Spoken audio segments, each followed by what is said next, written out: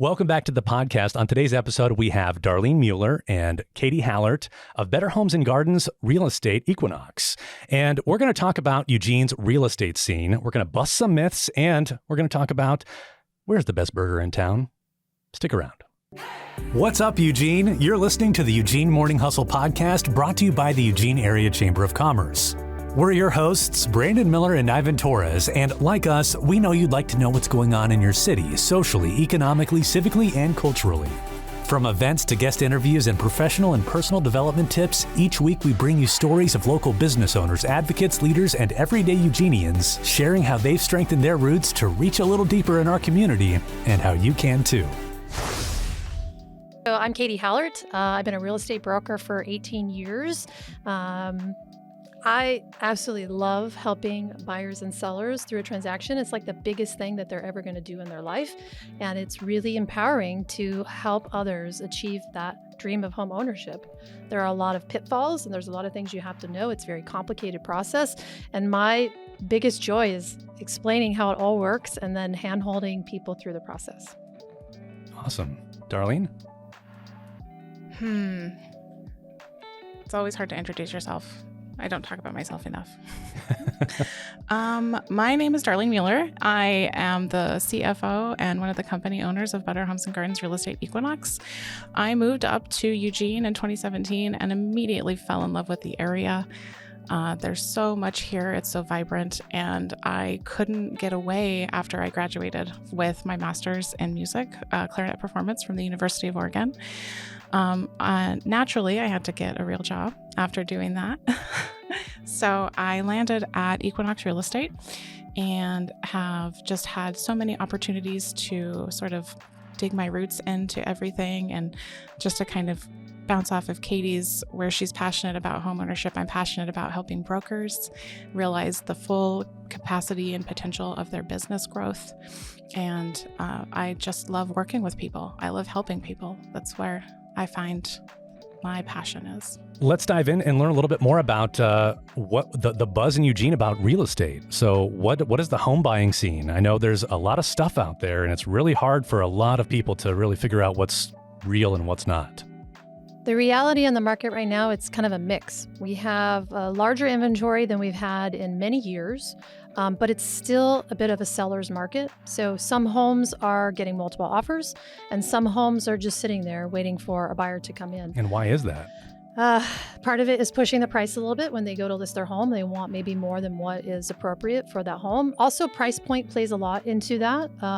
The houses that are priced kind of in the middle are the ones that we're seeing sitting there a little bit more. The ones that are below the average go really fast, get multiple offers. And then the ones that are priced in the higher market, those homes, if they're dialed in, meaning like they are perfect, fresh paint, nice flooring, really nice kitchens, those sort of things, those ones are going quickly as well with multiple offers. Because a lot of those homes are move-up buyers, and they're looking and waiting for that specific property to come on the market to be like, yes, that's the one we've been waiting for and we want it. So it's a little bit of a mix, right? It's kind of challenging. And, the agent that you're working with, if they're really good, they're going to be able to help guide you through what you need to know based off of your criteria, your price point, and what you're looking for. What is a move-up buyer? So it's someone who has owned a home previously and they're ready for something bigger or nicer. Part of the benefits of home ownership is it's a forced savings account, right? You're building equity while you're paying down your mortgage at the same time. So someone who's been in their home for 5 to 10 years, they've got some money to pull out of their home to then use to purchase on the new home. Okay. Yeah, that makes sense. I know that we were talking about some of the programs out there that can help some of these folks who are like, well, I don't have any equity, or I have just a little bit, but not enough to really get into that next stage, that next home that I really want because our family's growing or whatever the case may be. What are some of those programs that are out there that can help? Yeah, for move-up buyers, there's a handful of programs. A lot of times you can ask the seller to pay your closing costs. Lenders offer different programs based off of your income and your credit score and some other things. And those are the same programs that are actually available for first-time home buyers. A lot of those programs don't have the first-time home buyer rule. It's really about where you are financially. Can you take advantage of that or not? And a first-time home buyer in the lending world is anyone who hasn't owned a home in 3 years. So like, it's not always just really that first-time home buyer. You could have owned something 5 years ago and now you're back into it again. So there's a lot of misunderstanding and misconceptions on what that means and then what programs are really available. The best thing someone can do is, if they want to make a change or get into real estate, is talk to a lender, because they're going to be able to look at their income, look at their debt to income, their credit, and help them figure out which program is going to work best for them. And talking to a lender isn't a commitment to buy. Like, you can go and talk to somebody and get all that information ready so you know where your buying power sits and what you're actually able to make a move on.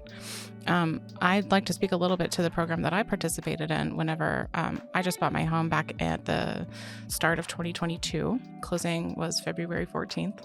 Oh, wow. It was very sweet. And I participated with my partner in the Chenoa down payment assistance program. And that was very helpful. And I'm just going to go full disclosure here, right? So I had an earnest money payment of $2,000 due. That was out of my savings. We went through the whole process. I was approved for the Chenoa down payment assistance program. That down payment sits on it's a second forgivable mortgage. They call it a silent mortgage. And so I'm not paying anything to that. And after 3 years of on-time payments in full with what the parameters that are set, that loan is completely forgiven. It's just money, honestly, sitting there for people who qualify. And the way that it all worked out with my particular deal, I actually even got that $2,000 back at closing. So for no money out of pocket, I was able to get into my home. And that's huge. That's huge for a lot of people who are like, well, I mean, I don't know, that mortgage payment, it's doubling my rent. Yeah, well, pick some subscriptions that you're going to go without for a little while. It's just, team up with your friends, figure it out. Like, you have a community of people who want to see you get into a home. You just got to be willing to have those conversations. How does one find some of these programs like the Chenoa? Yeah, talking to a lender is really that big step. They're going to have the hot goss really on all of the programs that are out there. And then the next step would be finding a broker, finding somebody who aligns with your values, somebody who has your best interest at heart. And we have a solid community of brokers in Eugene. They are all very invested in finding the perfect home for you, finding the way to get your house on the market and get you the best price for it. And we are very happy to have several of those folks at our brokerage. Now, is a broker different than a real estate agent? When we're talking about, there's mortgage brokers and there's also realtor as brokers. So in Oregon, we have two types of brokers. We have a principal broker. That's a managing broker. That's someone who has a different license so they can manage other people. They have a higher level of education. And then a broker, that's just basically a real estate agent. The difference between a real estate agent and a realtor is that a realtor is part of the National Association of Realtors, and a real estate agent may not be. They might not be. So. Oh, okay. So one's on a national scale and another's on just a smaller scale, essentially, right? Well, they're not part of that organization, of that association. Mm-hmm. We have a local, state, and national level if you're a realtor. So you're part of like 3 different organizations for that. And just kind of to go back to what Darlene was talking about with all these different programs, there's also Dev Northwest, which is a local organization here in the Eugene Springfield area who puts on homeownership classes. They have programs that are offered through the state that like there's an Oregon program where when you save a certain amount of money over a 2-year period, the state will actually match your down payment funds up to like $10,000. So if you contribute $10,000, the state will contribute $10,000. And this can go a long way towards helping you get that down payment if that's what you have to do in order to get into a home. Sort of situation. And then of course, the classes and stuff they teach are really very helpful and implemental. There are other programs. I was talking to a lender actually today, early this morning, about this no down payment program to where you can buy multiple units. So someone can buy up to a 4-plex with 0 money down. They use the income from the other units to help qualify you for your down payment. Or I'm sorry, for your monthly payment, right? And so you could get into it with no money down and have this amazing opportunity to have an investment property. Wow. That's super cool. Yeah. I mean, there's so many out there. Here's the difference though. So, I mentioned there's a mortgage broker and then you have mortgage agents at banks. So the lenders that are at banks, they can only sell you the product that's at the bank, that one bank has. But if you go to somewhere like Summit Funding or Loan Depot or Guild Mortgage, those are some of our local lenders, they offer almost all the banks. So they can then broker out, you become a broker, they can then broker out to all these different lenders to find you the best product, the best loan for what you qualify for. What do you think empowers buyers the most when it comes to wanting to get a new home? Maybe they've found a few resources here and there. What's the best thing that could make them feel confident moving forward? Well, information, of course, is always what's going to turn the tide. If they know and recognize and realize, like, I can actually do that thing, wow, then that opens up their mind and their possibilities to making it happen. Sure, they may have to make some adjustments to their monthly spend and what they're doing, but if they really want to be a homeowner, like, they're going to make that happen. I think that's exactly right, is that it's almost like getting permission. And once you have this permission that it's like, yeah, it's okay, you can be a homeowner. It's like a realization that people have where it's like, really, me? And you're right, information is definitely the way to go. Mm-hmm.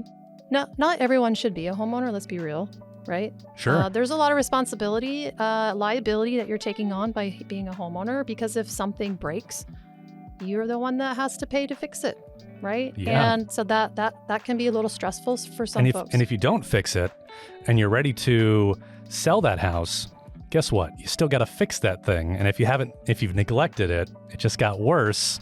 And so, absolutely. Right. Or you get to the point where it becomes such a big problem, it costs you money in your equity to when you go to sell it, you can't sell it for as much as it's worth because of this issue. We see this a lot with roofs, right?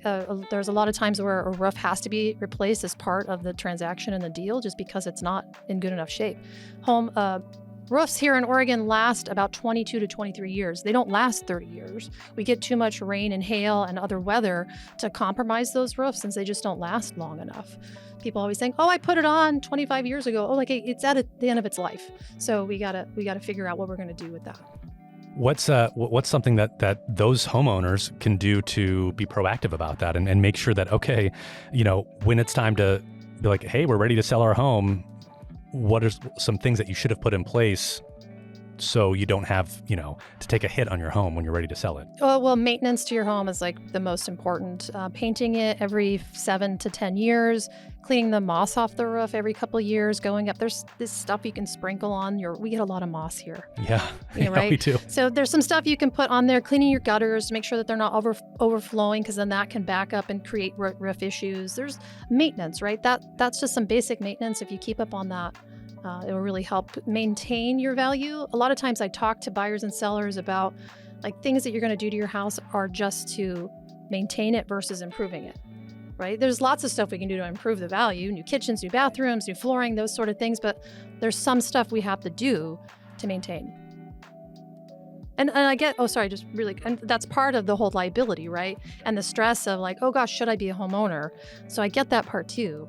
But the end, if you're on your house for 10 years, 11 years, and you're walking away with $100,000 absolutely from growth and your own paying down your mortgage and other stuff, like, is it worth it? To me, it is. Jumping a little bit back to when we were talking about the programs, I'm really interested in the Shinoa plan. How does one,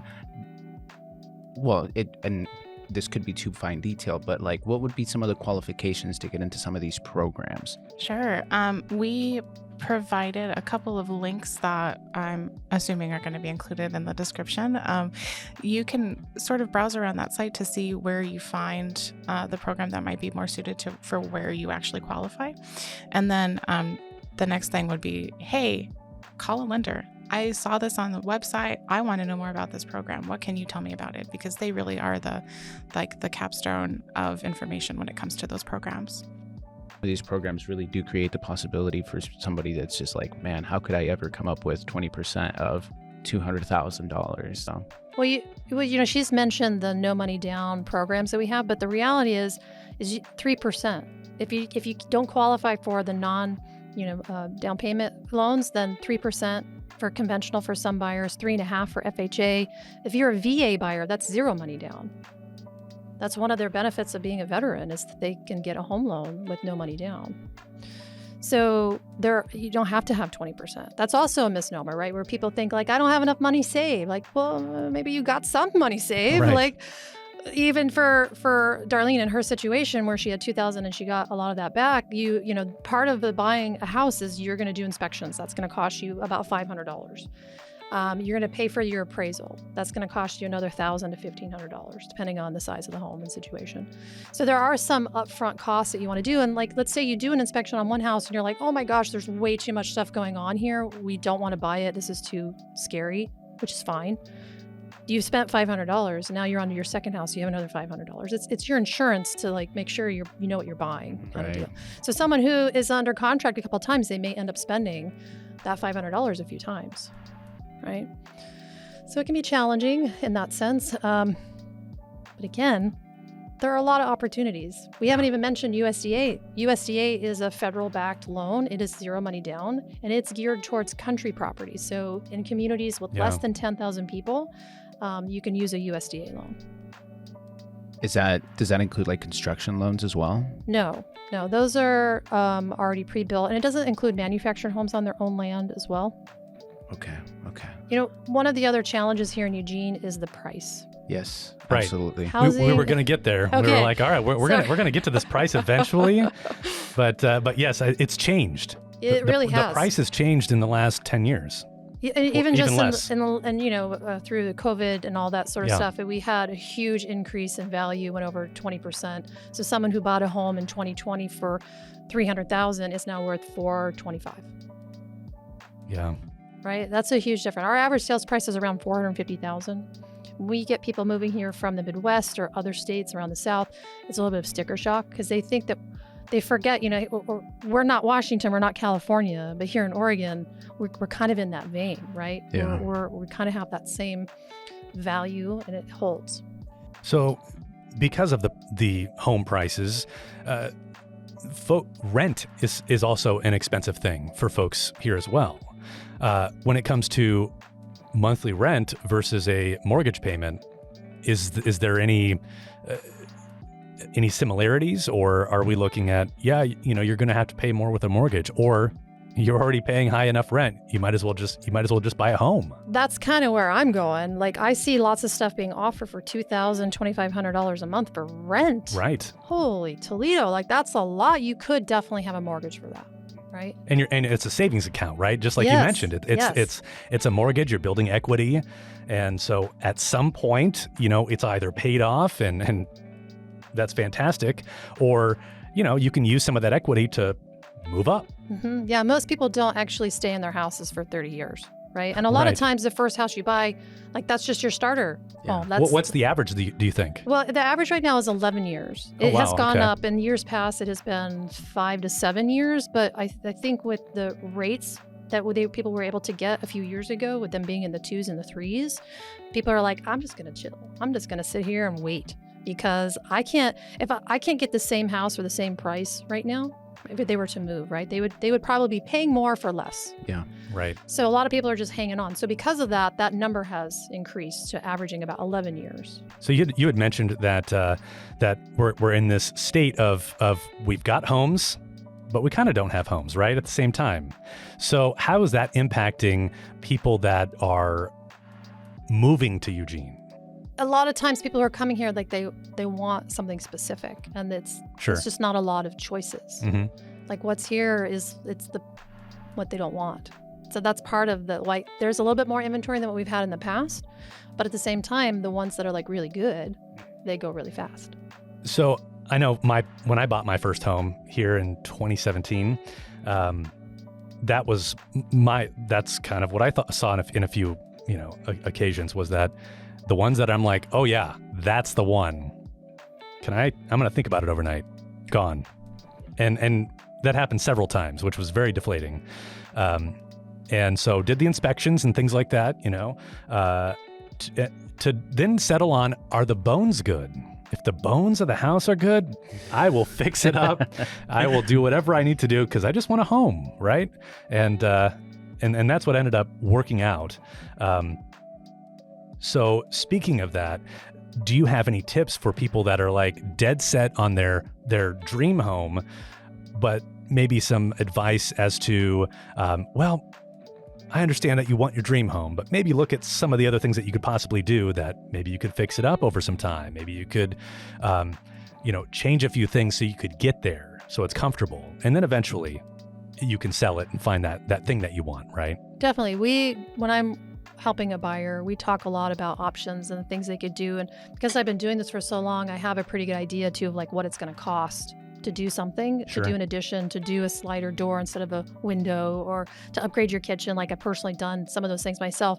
I talk to my, contractor clients. I'm try to be in the know on like what's going on. And so sometimes it's not the best house to like, if they want to buy something and create what they want, it doesn't always pan out financially. Right. So sometimes I'm always like, this isn't the house for you if that's what you want to do.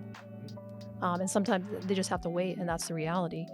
Other times it's like, well, is the thing that you want to do to it important for your level of life and your happiness in your life? Then yes, do it. You may have to wait to recoup that cost that you want to do, but as long as it makes you happy, then there you go. That's more important.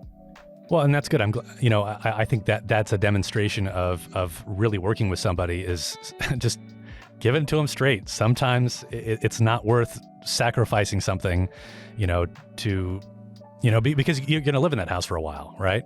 At least a few years, so you might as well be happy with what you're diving into, but understand that you could fix some things up if you want, right? Mm-hmm. So, well, the way the market is going, we still average at least 5% value increase over every year. And so my recommendation is the 2-year mark. Like plan to live in it for 2 years, because if you move out after a year, you're going to pay capital gains for your taxes and stuff. So 2 years is sort of the number that we talk about. Okay. Interesting. So you were talking about rates. Yeah. And we're talking about the dream home. You find the dream home, but the rates are crazy high. Would you advise somebody to wait for the market to go, or for the rates to go down? And I know it's kind of hard to time that, or just do it and then just kind of refinance later. What are your thoughts there? Yeah, that's definitely my recommendation, because what's going to happen when rates drop? All the buyers who are sitting on the fence because of rates, who want to buy, but maybe they're feeling uncomfortable, they're going to flood back into the market. Right now, rates are sitting in the 7s. If they even touch into the 6s, it's going to be crazy again. Wow, really? Yeah. Wow. Huh. Yeah. So my recommendation is get in the house and then figure it out. Because okay, so like if we go back to how it was in 2021, where it was absolutely crazy, 10 offers on every property, it was being escalated 10 to 20% above ask on some cases. Like, what's that going to do? Like, if you're competing against other buyers and there are 5 other offers and you're having to escalate 10%, is that 10% payment that you're to get that same house going to be the same or than what you're paying now? Like, you're in a better position to start building your equity at a higher payment that you could maybe potentially refinance down the road versus I'm going to pay more later. Right. Start saving now, because it's a 4 savings account. Here's your starting point, right? You got this. So I'm earning equity on one side, and on the other side, I'm paying down. So this gap, this is what's happening. So like I'm forced this savings and I'm also earning equity. That's how people build wealth, right? Right. It's because they have that equity to tap into or take advantage of. And we're not even talking about the tax incentives that you can get from paying your property taxes, as well as the deduction you get on your mortgage interest rate. Sure. Right? So there are things that are in play. This is why a lot of people who have homes are wealthier, because they have this equity to fall back on. If somebody is listening right now and they're wondering, okay, this doesn't sound too bad, what's my next step? Talk to a lender. Talk to a lender. And so they can go to their bank, or where's the best way to find a lender that'll... Well, if they know a realtor, ask the realtor, because we know who the good lenders are and we know who to avoid. Okay, right? Sure. Like I've got plenty that I'd be like, yes, use them. If you've met them, you've talked to them, or if that's where you want to go, yes, talk. Or you want to go to your bank, talk to this person. Like if you really want to go to Selco, talk to Faye, or Sure. if you want to talk to the agent too, like if you know someone, ask them who they would recommend and use, because we know all the good people. We know who to avoid. Sure. So while they're exploring that, what are some things that they should look for that are in their best interest when they're looking and I guess interviewing a lender, right? Yeah, good question. And at the same thing, what's something they should avoid? Is there something where like, well, if you see this, you might want to just avoid that? So things to avoid when you're talking to I wouldn't be worried. Rates are important, yes, because that's Right. your payment. Right. But a lot of times there are hidden fees on the places that have the lower rates. If you go to like an online lender, sure, they could probably get you a quarter point lower, but then what are the fees that you're paying? Like what's the initial going to cost you to actually get into that property over long term? Like what's better? And from my experience, the places that probably have a higher rate offer you really great service, have better loan programs, and at the same time like can really customize and figure out what's going to be right for you versus here's a program we have where we can get you a lower rate sort of deal. Like yes, rate's important, but at the same time your experience going through the whole process is important as well. Yeah, of course. So I know when you're buying a home, you have the option to buy down points on the interest rate. Do you think that's a good idea? Let me just preface this with I'm not a mortgage broker, so like I just know enough to get myself in trouble with mortgage stuff, right? So buying down the rate could be beneficial. Depends on how long you plan to be in the home.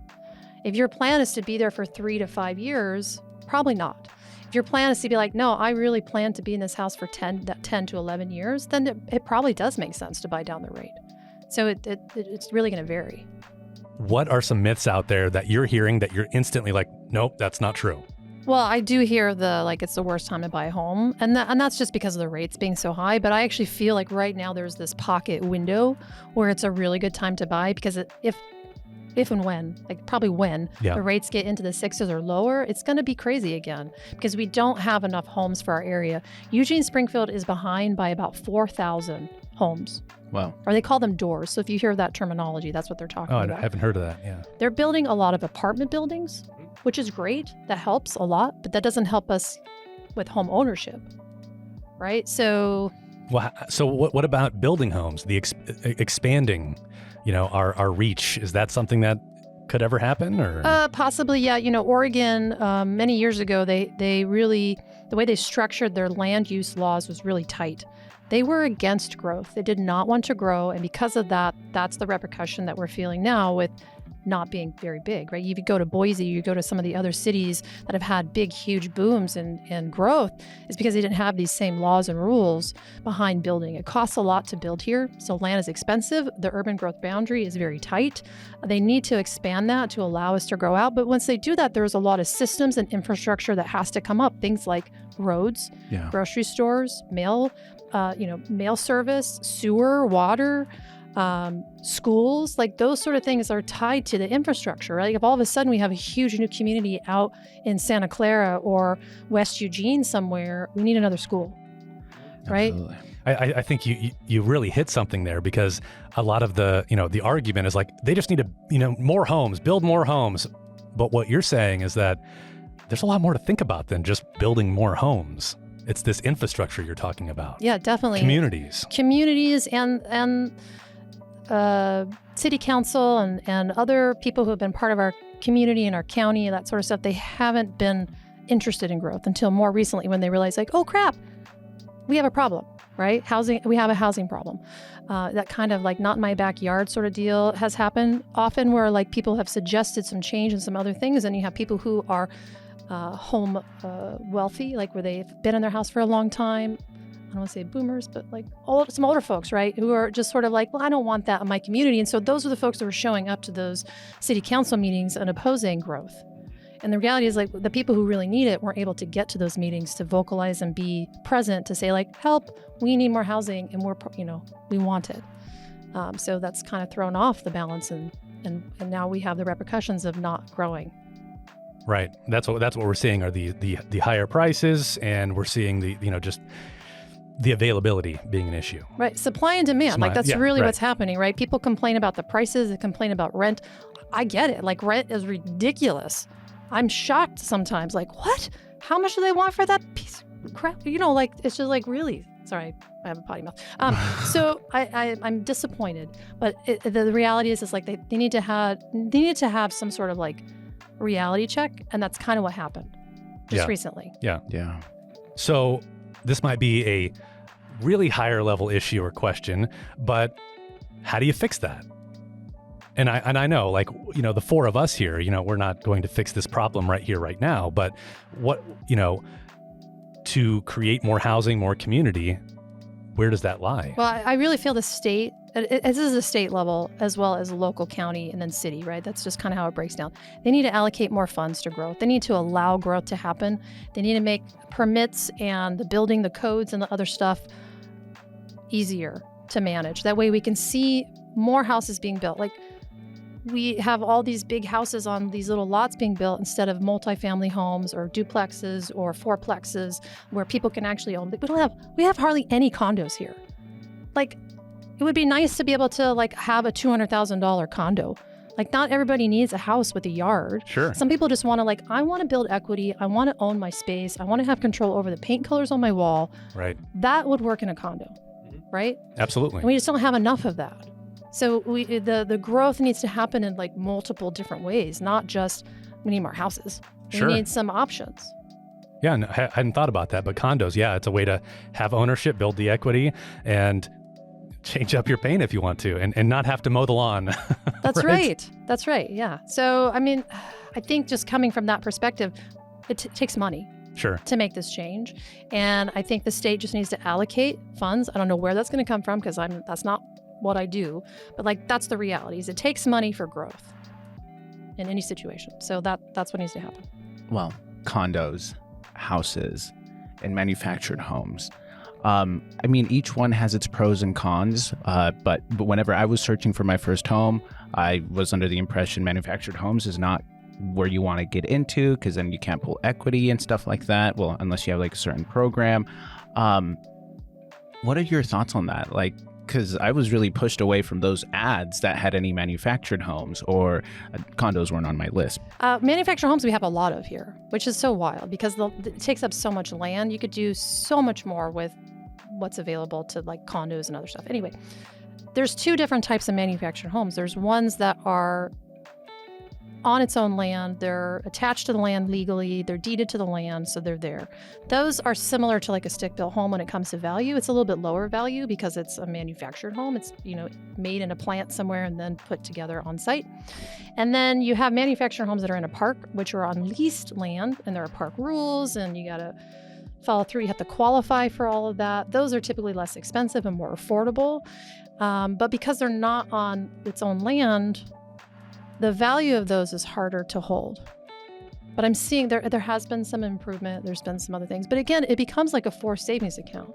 So even if you own a manufactured home in a park, you're paying that down. You're building your equity because you're basically paying yourself and not paying a landlord. Yes, you have a rental on the land that you're leasing, but it's more affordable. At least in past times, it's been more affordable. The lease space for those parks have gone up a lot recently. On average, we're seeing about $900 a month for a park. So you have a $900 payment maybe for your manufactured home and then another $900 for the park. But the reality is if you're in a house for $1,800 a month, that's still way more affordable than a lot of other places. Yeah. Those loans, though, for those manufactured homes in a park, they're not conventional loans. They're special, they're hard money loans. So the rate's going to be higher. The terms are a little bit different. Typically, they're 15-year loans instead of 30-year loans. And there can be harder to qualify for those. So it just depends. And then the parks, of course, have their own rules. You have to qualify for the park. You can't have more than 2 animals. You can't have big dogs or big cats, that sort of thing. And you have to make 3 times the space rent. So if it's $900 a month for the space rent, then you have to, at a minimum, make $2,700 in income every month. I'm blanking on what this is called, and I can't believe I can't think of it, but it's it's like a neighborhood association. The HOA. HOA. Oh my God. Right. Yes. Yeah. An HOA. Okay. So I know when I was looking for homes, I got to tour some of homes that were in an HOA. And I don't recall being directed one way or the other. Should I take that or not? But what are your thoughts on an HOA? It's really going to vary. They're all over the place Yeah. with how many rules they have and what involvement there is. Typically, if you're paying $25 a month for an HOA, that's a pretty low impact. They're probably not doing too much for you.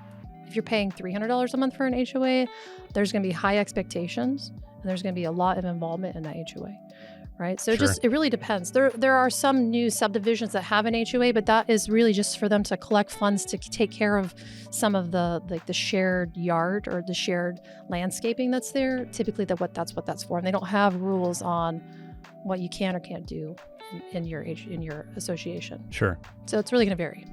What do you think increases the value of your home, right? There are obviously, things within maybe the neighborhood that you're living in, things could happen that could increase your home value. But what are some things that you could do yourself as a homeowner to be like, well, I can increase my value this way without spending an arm and a leg to do it? Well, it goes really far. Paint is like the biggest thing. So like having fresh paint on your exterior, doing regular maintenance. So power washing your driveway and your sidewalks, having nice landscaped front yard, backyard, landscaping is big.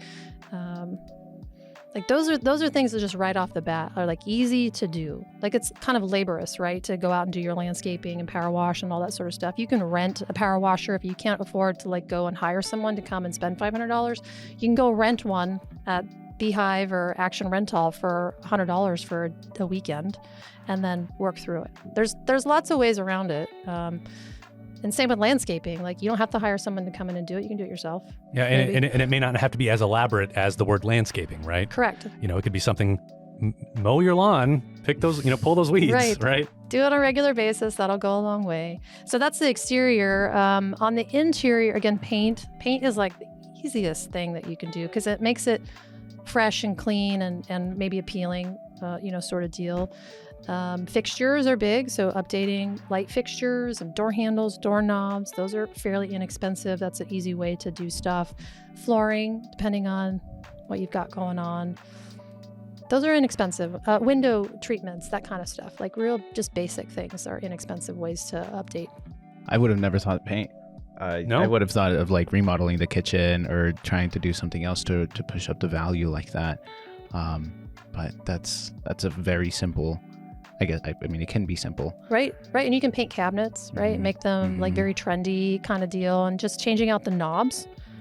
Going from like brown or the gold stuff to silver or nickel, that kind of thing can make a big difference. Countertops, without even replacing the cabinets themselves, just doing countertops can really showcase and make it look newer or refreshed.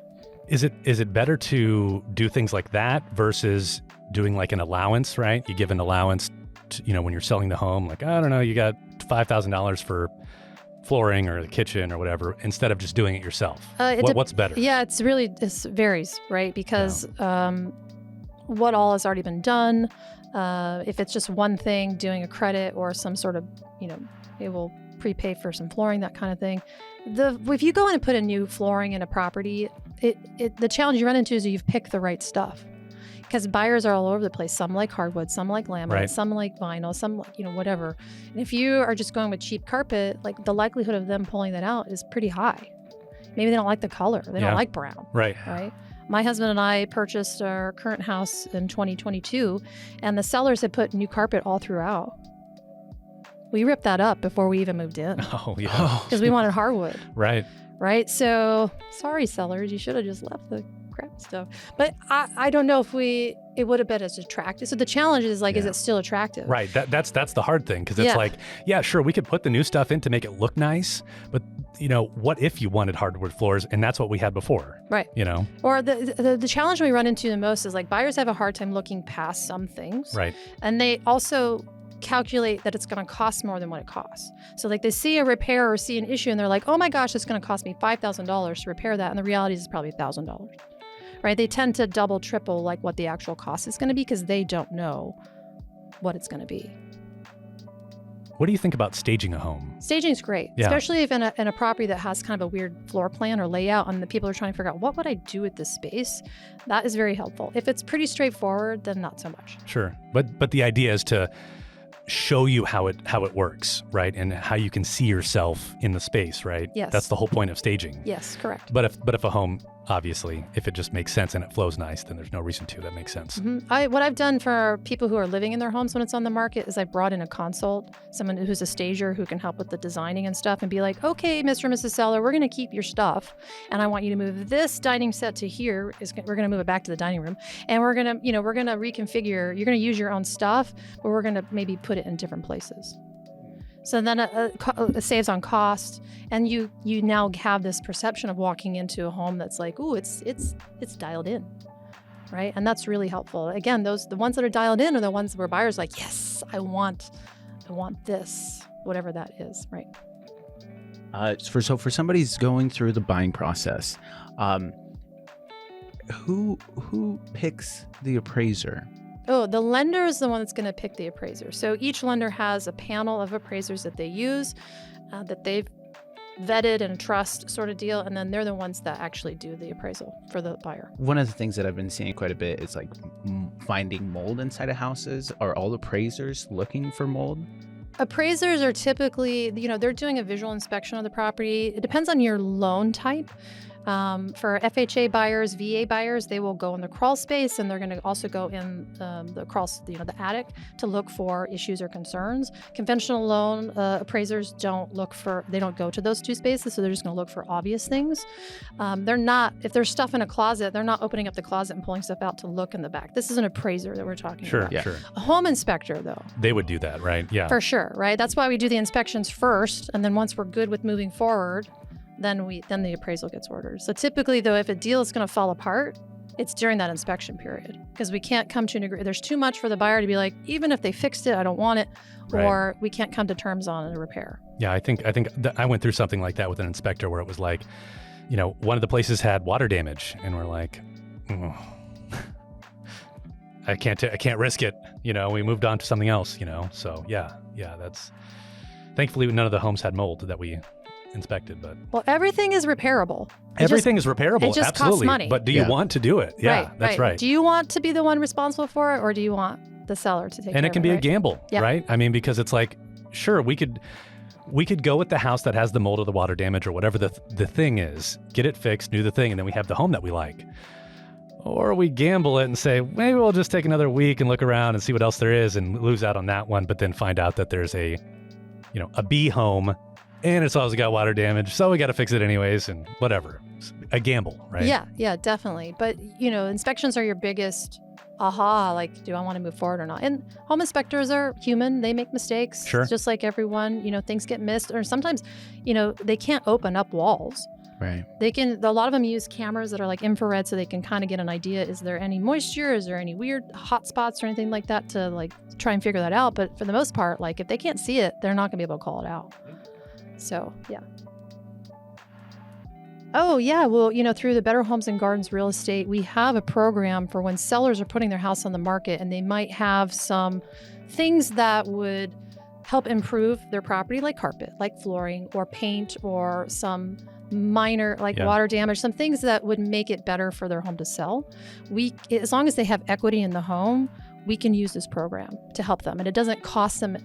They pay it back when they close, but at the same time, like, it doesn't cost them anything additional to use that program. The thought of it is there's a set of funds that's set aside that they can tap into to make those improvements with Angie contractors 5 stars and above on a pre-approved list. And you can even add contractors to the list if you have somebody who's like, I want this guy. And then the idea behind it is those small improvements that you're making are going to, hopefully at some level increase the value of your home. So you're getting more than what you're paying into it, even just there with that extra fund. And so then it's paid out at closing, and you've gained, it could be, $5,000 here for a $10,000 increase at the sale price. Wow. And this would be before putting the house on the market. Correct. Yeah. This is just a thought of doing it. Yeah. Wow, I've never even heard of that. That's super cool, though. Exclusive. Yeah, I was going to say. So yeah, that's great. What would be a problem found with inspection that you think that's just way too much? Like, no, I don't want to take that on. Oh, well, I've done a lot. Ones that buyers have backed out on are, just really large repairs that are just like, gosh, That's too much for, us, and we know the sellers aren't going to agree to. Like there was this one property back when things were really crazy and multiple offers were going on. Part of what we were having to do for buyers to get their offers accepted was as is. Like we're still going to do inspections, but we won't ask the seller to do anything sort of deal. So those fell apart because the seller's like, yeah, we're not doing anything. We're sticking to our guns. Do you want to buy it or not? We have the power here, which they did. But buyers weren't wanting to move forward because all of a sudden this was a $5,000 to $10,000 repair that they weren't anticipating. There's one buyer in particular I'm thinking of. The roof flashing was improperly installed all the way around the edge of the home. So that means not only roof, but some gutters and some soffits and some other stuff needed to be done. And we even went to the seller and we're like, hey, I know we said as is, but you're going to have to deal with this with any buyer that comes up. Can you work with us? And it was absolutely not. And so we were like, well, we have no choice but to back out because it's my VA buyer who's coming in with no money, sort of deal. So like there's stuff like that happens. Foundation issues. Oh my gosh, sometimes we have more deals that fall apart than hold together. It's just the way it goes.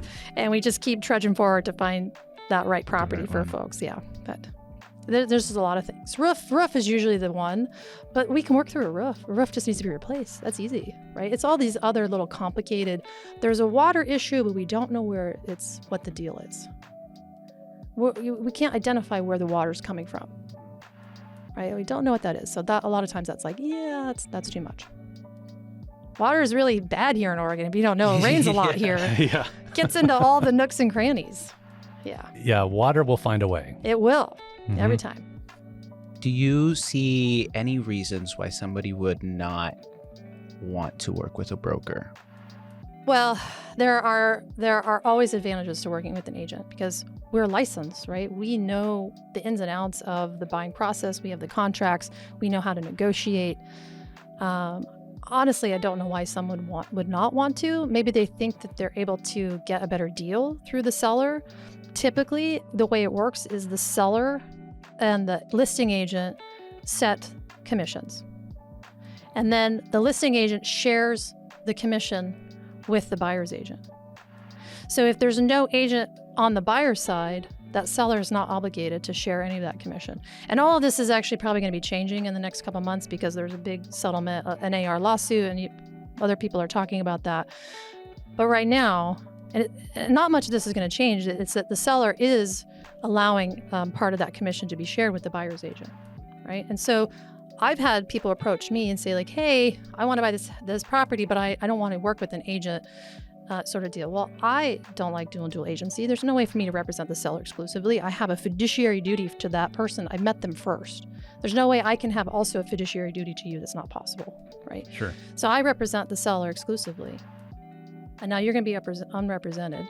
You don't know what you're doing. You don't know your timelines. You don't know any of the stuff you need to know to really represent yourself most of the time, right? All because you want to save some money. To me, that doesn't make very much sense. It's not a very smart move. And do they save money? No. That's the Because big if somebody question. approached me like, well, I'm just so you know, like I've already, the commission is already set with the seller and I. Yeah. Since there's no agent involved, I'm not obligated to share any of that with you. In fact, Sure. I can't share it with you because you are not a licensed person. I can't give you any of my commission. Yeah, I mean, I've always been of like, as I said earlier, it's complex, and you got to go to somebody who gets it, right? And because doing it on your own, I could not even imagine. I wouldn't have done it right. I'll tell you that right now. So I totally get that, using the professionals. Well, it's like that. And on top of that, like, why do people move, right? Like, have you thought about this? We're moving because we graduated. We're moving because we have a baby on the way. We're moving because we're getting married, because maybe our marriage didn't work out. Like, there's all these other life situations that are happening that you're already dealing with on top of, oh, I could totally handle brokering my own house. No. No one's saying that you couldn't do it, but like, why would you put yourself through that if you're already dealing with all these other things, like whether they're extreme joy or extreme sorrow, and maybe there was a death in the family or something, like, Absolutely. you know, allow other, like, seek that community. Like, they're there for you and it's worth it. Yeah, and I think even, you know, that our culture is overwhelmed as it is, right? Why not make something just a little bit easier, you know? And it sounds like this is a good solution. Those brokers are trained in having difficult conversations, Sure. right? Like I have to have hard conversations all the time. And sometimes it's with the other agent, not just my clients, where it's like, okay, well, like, hey, listen, this is what my buyer or my seller was willing to do. And we got to work through it, right? Most buyers are like, I don't want to have that conversation. I'm Yeah. terrified of Yeah. confrontation or being, asking a hard question or like being an advocate for themselves, right? They don't know what they don't know, and they don't know how to ask for things. So that's where we come in. Like we get to ask those hard things and really protect our clients and think about them and their needs. Sometimes they don't even know what they need to ask for, and we do. Right. Yeah, they don't know what they don't know. Right. Right. Absolutely. On the buyer side, that's pretty easy. On a seller side, a lot of times they don't think about things like possession, like an older person being like, okay, well, this offer that we just got says you have to be out by 5 p.m. on the day of close. And if I just said blindly, here, this is a great price, let's sign it, do it. Like that's hurting my seller, right? If she needs or they need a couple days to move out, like that has to be part of the negotiations, being able to push back a little bit and be like, yeah, okay, this is nice. Thanks for that offer, but we're going to counter you in a couple terms. And really being able to think about all the details and all the things that come into buying and selling. So whenever we bought our house, we did have something similar like that where they asked to stay in the house for a few days after that. As a brand new buyer, I was a little bit worried. I was like, man, what if they trash the house? Is that part of the contract? I guess we never like talked about it, but does any? Okay. Yeah. So there's some stuff in our contracts that protect the buyer. If for some reason the seller gives possession and the house is in worse condition than when you saw it or when you closed on it. So the only way to do that is to take them to court, obviously, is to sue them. But like that's in our contract that you have the right to do that. So yes, there's some protection on that. And at the same time, it's up to you to pursue it. So if they were to have damaged or done something, then you could have been like, okay, you now owe us money and here's the proof. And we got to go either small claims or mediation, that kind of thing. Okay. Then work through it. If it's for like $200, not worth it. If it's for $5,000, then Sure. let's Yeah. we need to have a conversation. So how did you get involved in the real estate game? Like, what's your story? How did this all happen? Yeah, so I used to, my husband and I used to own a couple pizza restaurants. I've always been sort of a trainer and educator. And I didn't like telling people that that's what I did for a living, was pizza. And I realized that I wanted to change. My parents had passed away, and that was my shift. That was my aha, like, okay, here's your opportunity to make a change. And I was talking to my mother-in-law, who is a realtor up in the Seattle area. She's a realtor for like 30 plus years. And I was like, gosh, I don't know. I kind of want to work for myself. I'm thinking of either real estate or insurance, because I interviewed with a couple different people. And she's like, I don't know what you're thinking, like realtor for sure, because you're always on the websites looking at houses and other stuff. I'm like, okay. She's been a realtor a long time. She must know something. And got started, and here we are 18 years later. Wow. So yeah. I love working with buyers and sellers, but I also really love working with agents and empowering them and having them learn and teach and just making sure they're doing the best they absolutely can, helping them grow. It's really great. That's great. That's great. Do you offer any like workshops or anything like that kind of helps agents? Oh, yeah. We're always doing continuing education. I'm always putting myself out there for mentorship and one-on-ones. In fact, I had a challenge for myself this year to help 100 agents in our market, kind of help them grow their business and just kind of have a one-on-one and like, let's dive into what you're doing and what you're not doing and all the holes that you've got in your business. Because I've been an agent now. I have holes in my business, things that I could be doing better. Like everyone has holes in their business, and how can I help them find them and fill those holes? Yeah. So. That's great. And Darlene, what about you? Like, how did you moved here in 2017, right? Yeah. So what's your background in real estate and how everything happened here? My gosh. My background is in music. I graduated from New Mexico State University. I have a bachelor's in music performance. I have a bachelor's in music education. Came up here, went to the University of Oregon, got my master's in clarinet performance. Then I started working for a local nonprofit orchestra. I was in office administration for a couple of years, and then I got out of that because, wow, they got it rough. It's a lot of work to be in that sector. And I saw a job opening, and I went and I interviewed, and I leveraged my offers experience to get into Equinox real estate. And so I'm really, KayDee works in the business and I work on the business, right? Yes, so, yes. let's talk about LLCs. Let's talk about what are you doing to market? How are you communicating? How are you, managing optics in the community? How are you getting involved in the community? Why should people work with you? And that's kind of where I feel like I make the most impact is tech support and everything else, all those other ancillary things that people think just kind of come with the territory. It's like, oh, that'll get taken care of. No, sit down. Let's work on this. Alrighty, everybody. So we're to that part of the show where we get to know our guests a little bit better. So y'all ready for some rapid fire questions? Yeah. Let's do it. Let's do it. So when you're not at work, what do you like to do? I like to watch TV. Any show, movies? We cycle through lots of stuff. A big fan of like all the different platforms, Netflix and Hulu and Paramount, HBO. There's some good stuff on HBO. Like there's some good, really older shows on HBO, like the series that you can watch for like 6 seasons kind of thing. I love that. It's great. Yeah, I'm a TV buff too, but I also love to game. I love Sims. Okay. I love Stardew Valley. I definitely am a cozy gamer. The first-person shooters aren't really my bag, but I love to watch people play games too. We'll watch streaming and everything. It's kind of where I enjoy myself most. What's the first career you dreamed of? Well, okay, when I was little, I wanted to be an opera singer. I like to sing. I'm an okay singer. So I remember like singing all silly, like not understanding what I was doing and telling my mom, and she's like, yeah, okay, you can do that, but it's going to be a lot of work, kind of deal. I'm like, oh, okay. That's hilarious. Did you do anything with that? Yeah, exactly. I sang in high school, and we're in a choir together. We're in Sorority Lesbian Chorus of Eugene. So I do get a chance to sing every once in a while, which is great. I love singing. Awesome. Yeah. Yeah, I wanted to be president. I had a conversation with my dad. Yes. I had a conversation with my dad, and he was like, it came up that there had never been a woman president. And I was like, all right, I got this. Challenge accepted. Yeah.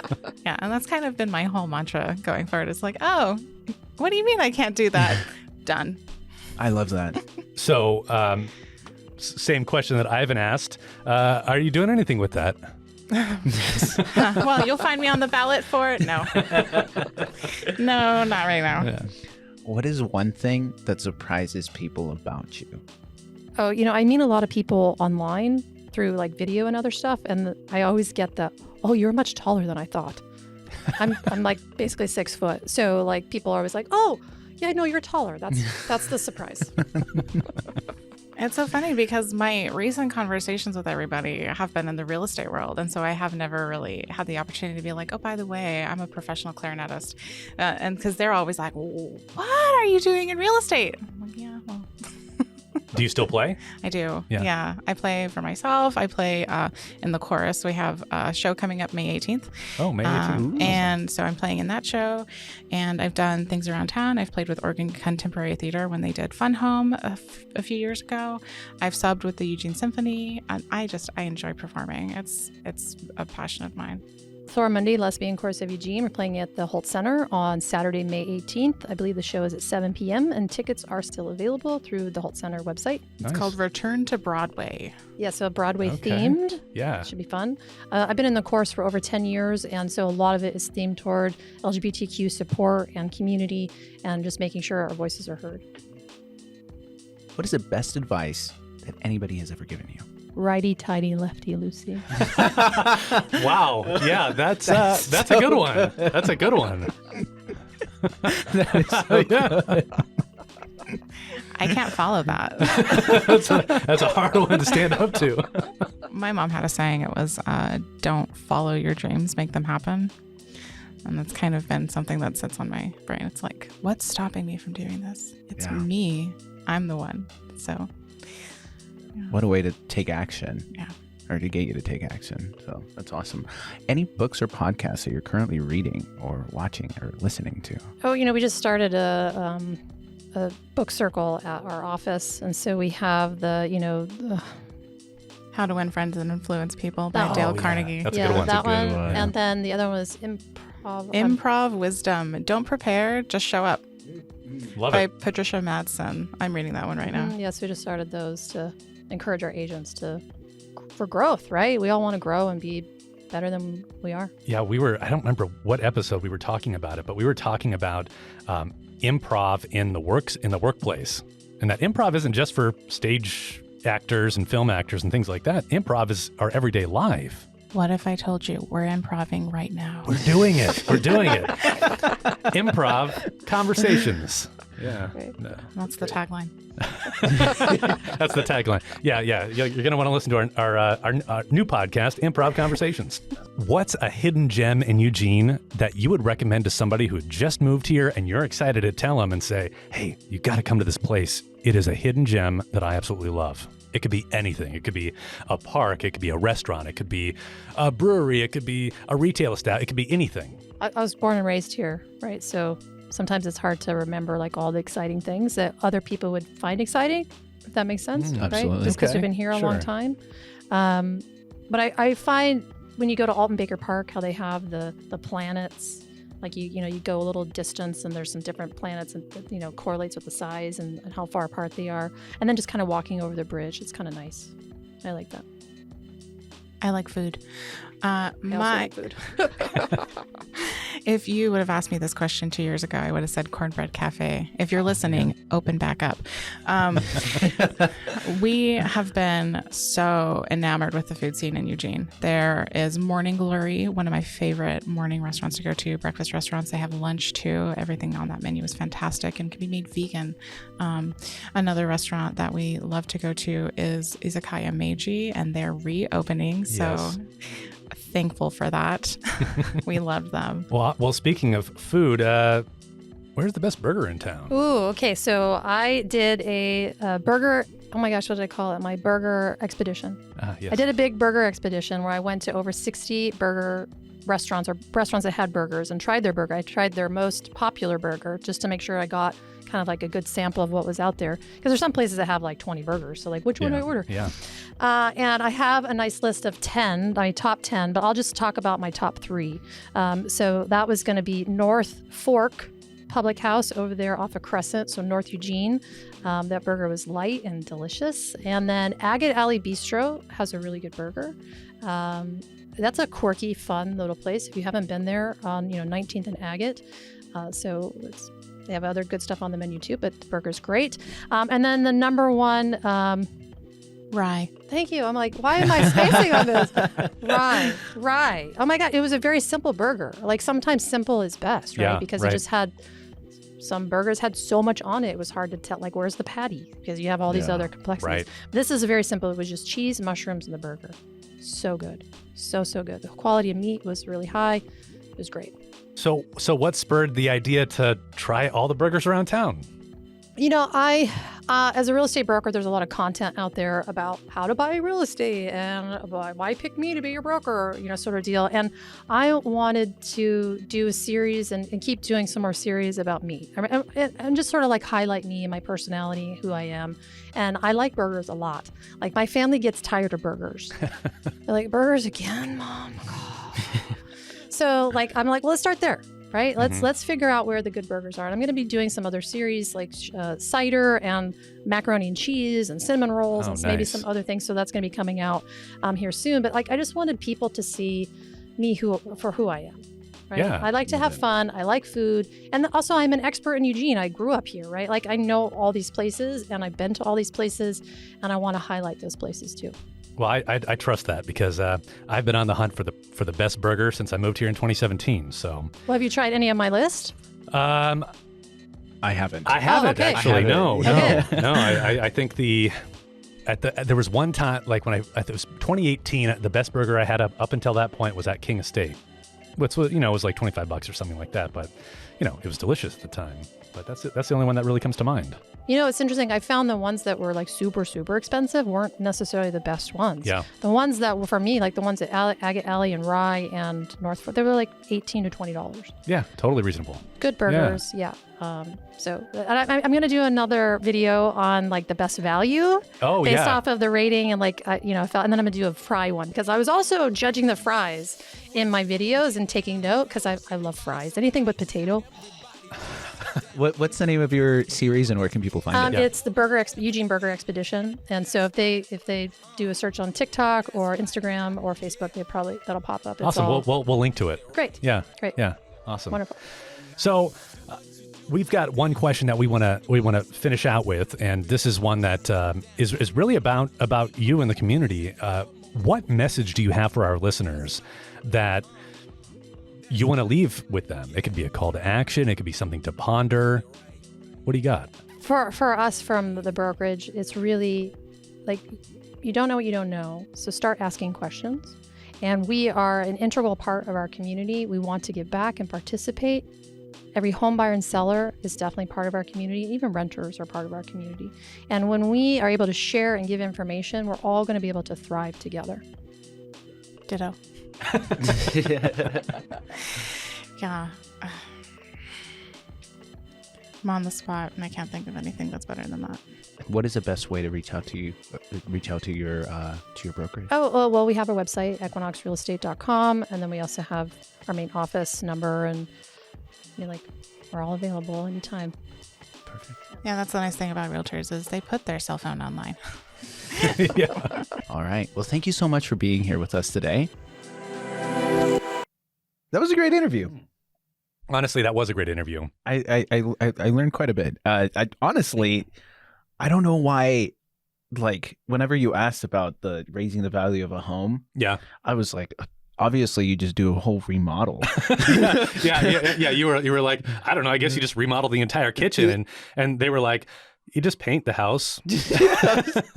Wow. You don't have to go that crazy. It's the small things. Yeah, you know? it's funny. I think the whole idea of like, do you have an allowance? Yeah. Or do you just fix the thing? And it's like, well, carpet and wood floors and countertops, cabinets, it's all subjective. Yeah. Right? Yeah. So you don't have to go out there and spend a bunch of money on something that somebody's just going to rip out. But at the same time, it creates that little, curb appeal, right? Yeah, exactly. As if it's appealing, if it changes like the whole face of it, and I mean, it might make it to where somebody just really likes how that looks, and that's why they buy it because of the floors that are in the house. So it really depends. Yeah. Like, spending a whole bunch of money when it's like, the new buyer is just going to change it, right? And I like how you're saying, spend a whole bunch of money. There's options too out there where you're not having to pull that out of your account, out of your own checking account. She mentioned that perfectly too. If you've been in your home for a couple of years, you probably have equity in your house, and looking for a line of credit or a home equity line of credit, something that's attached to it, you could get a loan at a pretty low rate. Well, as low as they are right now. But if you didn't have $5,000 or $6,000 set aside for new flooring, a water heater or stuff like that, that would be a great option. So anyways, how surprised were you about those burgers?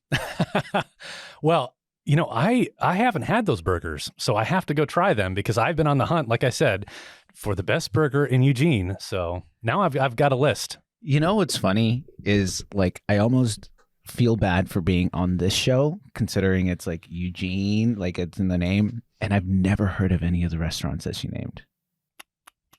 Tisk, tisk, tisk. So, but and that's just it, man. Like I didn't know. And I also love burgers. So, if you would have asked me where's the best burger in town, I would have been like Red Robin over there, Red. Oof, had a heart palpitation, man. That was a rough one. Well, what this means is that we got to go out and get some burgers. Yeah. We got to try some of these burgers. Absolutely. And you know what? Maybe we just buy a home while we're at it, Yeah. All right. Well, thank you everybody for being with us. We will see you on the next one. This episode of the Eugene Morning Hustle podcast was brought to you by the Eugene Area Chamber of Commerce and sponsored by Ivan Torres of Business Block Studios and Brandon Miller Voiceover. Don't forget to subscribe to our channel where you get your podcasts and follow us on Instagram, Facebook, and LinkedIn to stay in the know. If you have any questions, topics, or guests you'd like us to dive into, send us a voice message on the Eugene Chamber Instagram page, and we'll feature you and your question on a future episode. Or shoot us an email at podcast@eugenechamber.com. Till next time, Eugene.